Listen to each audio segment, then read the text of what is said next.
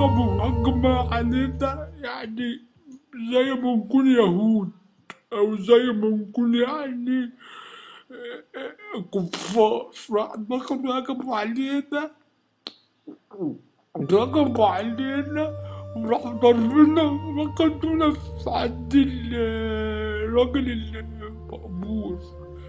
راح المقبور خدنا وشدنا انا بالذات، قال لي انت يد انت، وراح قال لي كده شتيمة يعني بالأم وحشة أوي يا باشا. يعني لو سمعتها ممكن تكره تعيش دين أمك. المهم يا باشا الراجل خدني ورحنا طلعنا فوق، قال لي تعالى شرف ده مؤاخذة يعني ممكن مجموعة يا باشا. شرف ده هو اللي يعني اللي يجيب الشبان اللي زيه ويبهدلهم. معلش يا باشا أنا آسف. وبعد كده راح طلعني وقال له اعمل له الجلاشة، اعمل له الجلاشة، قال له اعمل له الجلاشة. انا معرفش ايه الجلاشة دي. المهم خدني فوق قال لي طالع طالع، قلت له ايه يا باشا؟ قال لي اقلع بنطلون. انا بنطلون اللي فلق البنطلون. عارفها يا باشا، عارفها. ماما كل مرة يعملوا لي الجلاشة وانا عملت نفسي مش عارفها، بس انا عارف الجلاشة. الجلاشة يا باشا عبارة عن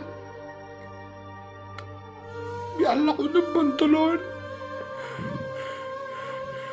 بيقلعوني البنطلون يا باشا وبيقرفصوني على الأرض بحيث يبقى المؤخرة لفوق. وبعد كده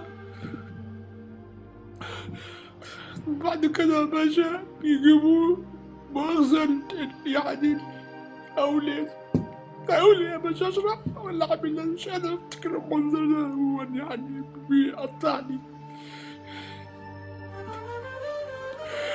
بيجيبوا ونسناس مؤاخذة مشافش مراته بقاله كتير، ويجيبوا نسناس يعني نسناس من اللي هم يعني متعفرطة.